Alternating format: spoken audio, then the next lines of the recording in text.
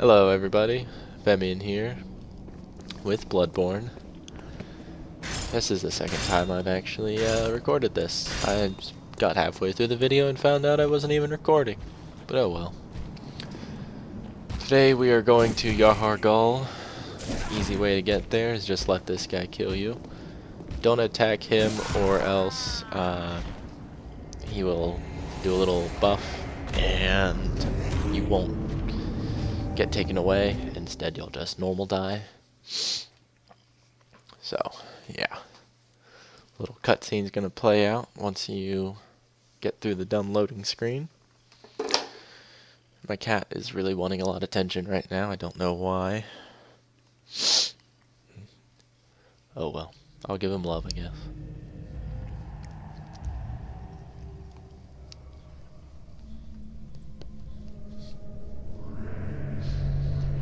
BDSM.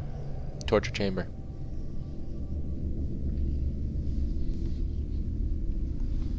Officer down.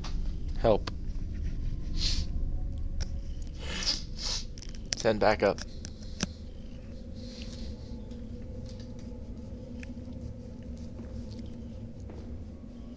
Dark Souls 1 simulator this whole time. It's all been a dream. Right there, I was just checking to make sure I had my church hat on, even though I can just look and tell, but oh well. I'm an idiot. But down here, you've got, her name's Adele? Yeah. No? Yeah, I don't know. But Please don't let she's another blood giver. don't let me. You need, Please. I think it's probably the full set of any church attire, or maybe the chest. I don't know. It seems most games it's the chest piece that activates things. I don't know why, but you can, once you do that, you can either tell her to go to Yosefka's clinic and get a rune off of her, or you can send her to Odin Chapel and get her blood. Up to you. I send her to Odin Chapel because I want her blood, because it heals a large amount. Although I never really use the blood vials people give me, so it doesn't really matter. But if you have her and Ariana, be careful. If you take Ariana's blood too many times while she is there, she'll eventually kill her. But if you take the nun's blood, nothing will happen to Ariana except the normal stuff that happens through the storyline, which we'll get into that later.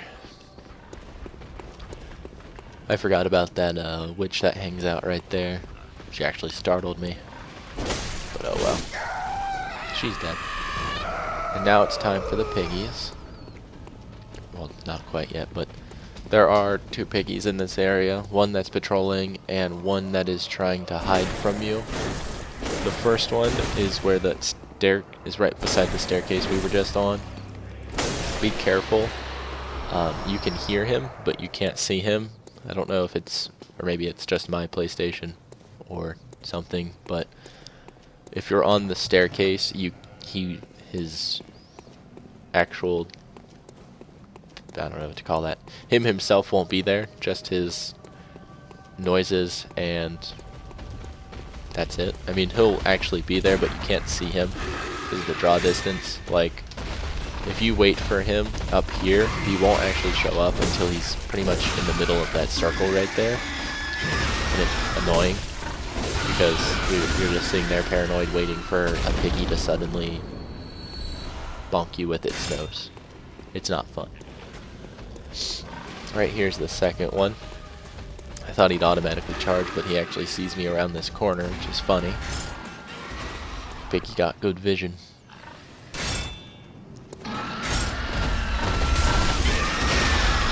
Here is a montage of me getting wrecked. The pig can travel up this whole area, either of them, and it really sucks, because if you get cornered, you're cornered. Expert dodges right there. But if you just back away far enough, he'll go back down the staircase and then you can fight him the cheese way. So, over there is nothing, I don't think. There might be an item in there. Later on, it's a shortcut for the nightmare version, or well, the open version of this place. So, yeah. And now we're back to ping. Make sure he charges you before you move, because as you can tell, he tried to go back up the staircase almost, which wouldn't have been nice. Also, these guys can breathe poison, so watch out for that. It only happens if you stay outside of their hitbox for long enough. They'll just, you know, breathe poison at you. It's sort of a weird thing that these guys have. But that's those two dead. Nothing over there other than that. Which I've never actually gotten that. I didn't know that was there, because I've never went that way. So, the more you know. Right here's some bolt paper. Doesn't really have much use for the boss fight you'll be having here. Hint hint. But and the dogs. Man's best friend, even during the hunt. Except your best friend, not yours. Not much going on here though. There's a snowstorm. Well, I don't know if it's a snowstorm considered. But there's a snow coming down actually really hard. Couldn't really see it that well from the bedroom. I thought it was rain.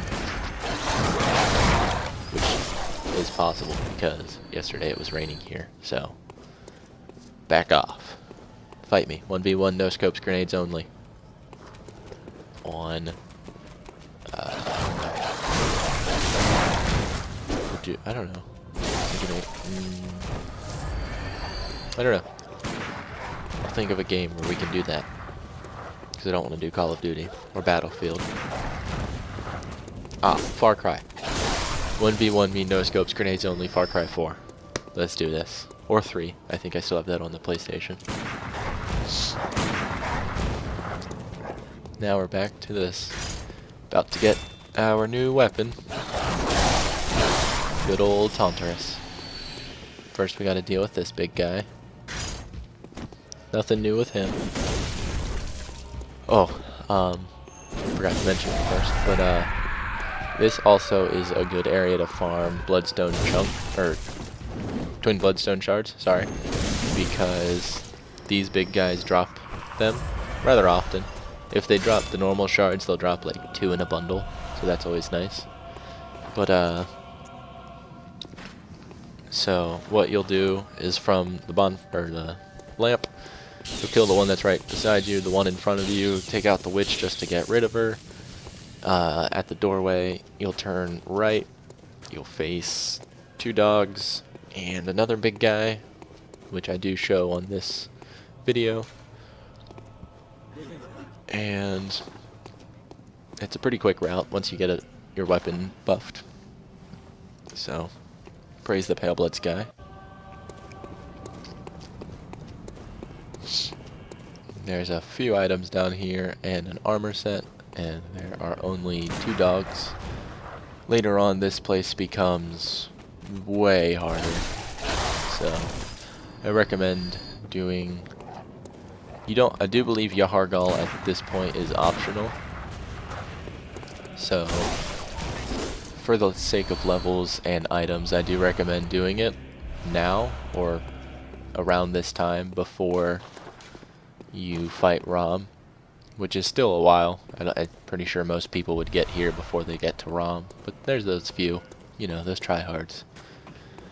But as of now, technically, this is completely optional. The boss is completely optional. The area in general isn't. Like, you'll have to come here later for a Great One fight, down this way actually. But I recommend doing it now, or within a couple levels. If you're about 4 more levels stronger, probably would be a little easier. But, oh well. I went balls to the wall and won. So. These two dogs are annoying. Gotta make sure you get them right before the big guy follows you.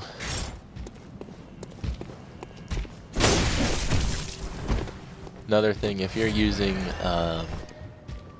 Hunter's Axe like I am, I recommend the first thing you do is your charged R2. Let him start his buff, and then like a second into it, go ahead and start your R2. Because by the time you're fully charged, he'll be out of the animation and you'll be able to knock him down. This is just for any of them. So, although the first one you can sort of cheese, so that's nice. In here, be careful. You're about to be gank spanked by some witches. This is also the area you can get to from the staircase that you first encounter. I am not going to go to the boss just yet. I'm going to get rid of my echoes, restore all my quicksilver bullets, and repair my weapon, all that fun stuff here in a sec. I think I got lost for a second. I don't remember. So, later on this place becomes way harder. So, I'd highly recommend doing it now. And you lose this lantern. So I would recommend doing it now, like I've said about 20 times. Repetition, folks. Repetition. Repetition, these nuts. Sorry. Had to self-plug my nuts. Hashtag these nuts. But finally, over here, we have the boss. And this guy, Defector or something, I couldn't read it, sorry. Too small of a print. He is actually really good. I've never used him or seen him before, so I was just figuring out if there's anything else I wanted to put on while I waited. There wasn't.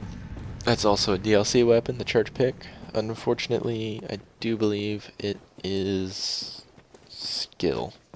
All the cool weapons I wanted from the DLC are skill. But, oh well. I already know which one I'm probably going to use.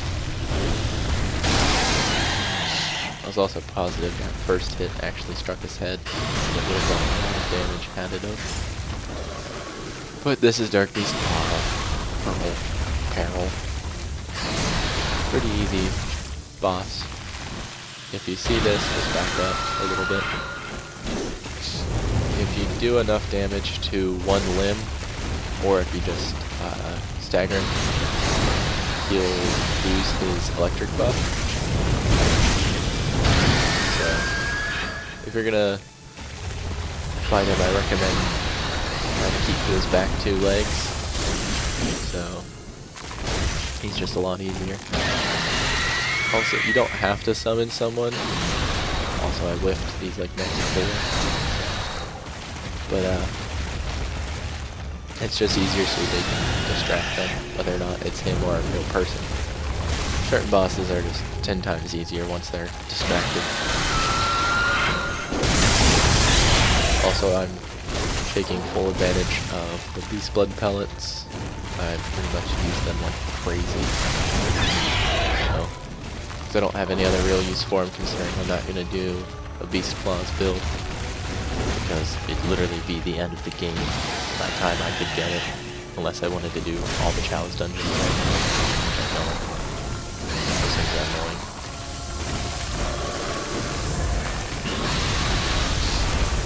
Once you get him to, I think it's about half health, he gains a few more moves. When he does his swipes, 3 bolts of electricity will, 3 balls of electricity will shoot out. And he'll also get that charge attack. But that is Darkbeast Paarl. So, not too hard. Using head rinks that we got earlier, pretty useful. The full set would be even better, but I was doing the mixed set.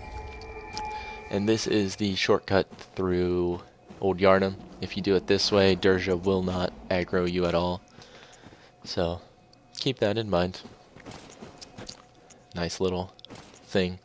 But it takes so long, and there's a lot of useful stuff down in Old Yarnum, so I never do it. But, alright, that's the end of this episode, guys.